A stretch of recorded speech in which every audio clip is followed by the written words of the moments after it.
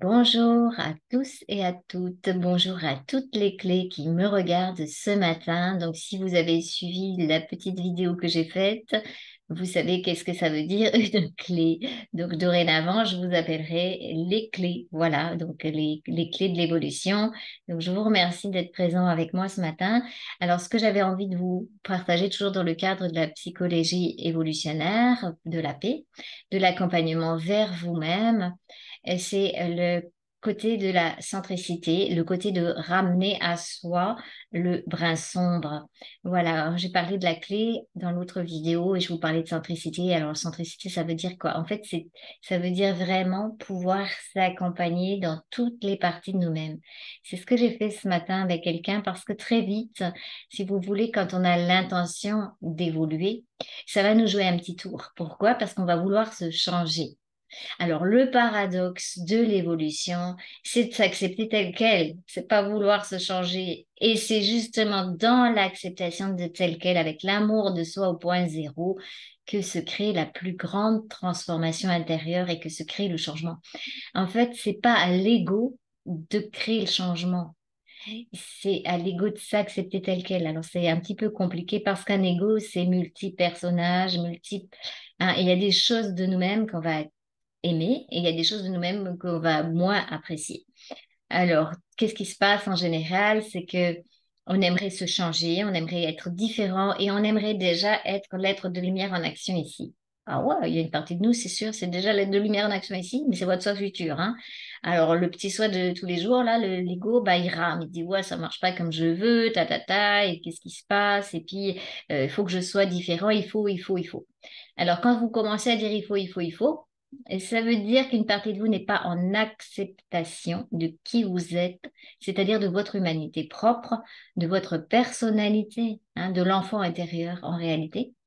Parce que j'ai remarqué que souvent, quand on commence à dire il faut ou qu'on veut changer par la force, mais on veut changer quoi? C'est ça qu'on ne comprend pas. On veut changer son ego.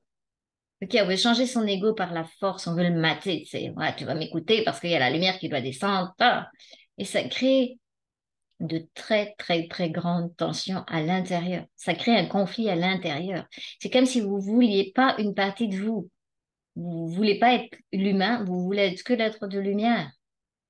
Ah ah, c'est intéressant, mais on perd une partie de nous-mêmes.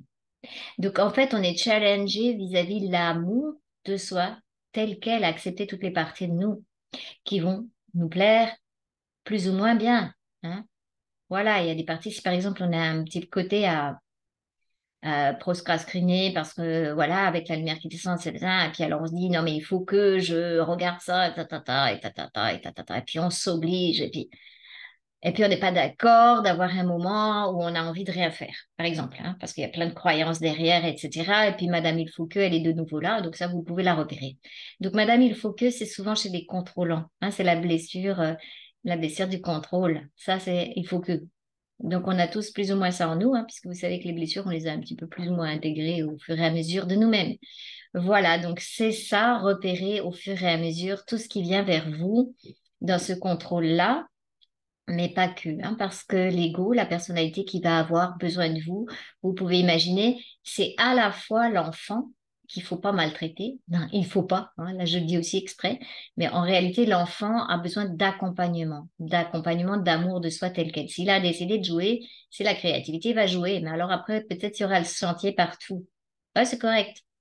Hein, alors si en même temps vous êtes dans l'idée de créer, de jouer, de vous amuser, et en même temps vous êtes dans l'idée d'être vachement bien carré, etc., il va y avoir un conflit intérieur.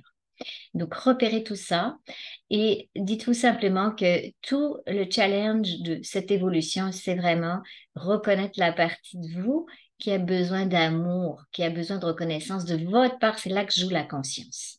Alors, pour plus de questions, si vous vous connaissez un petit peu, n'hésitez pas à me les poser. Donc ça, c'est ce que je fais moi en accompagnement personnalisé. On regarde tout ça. On regarde quelle est la partie de l'humain que vous ne voulez pas ramener avec, parce que vous perdez une partie de votre puissance, là, puisqu'on a un brin sombre et un brin de lumière. Et l'intérêt de pouvoir créer au point zéro dans cette unité, c'est d'avoir ramené les deux brins ici. Hein, le centre de notre galaxie, il y a deux brins en tant qu'humain. Et du coup, ça fait une acceptation et c'est ça qui crée aussi ce fameux alignement dont on parle.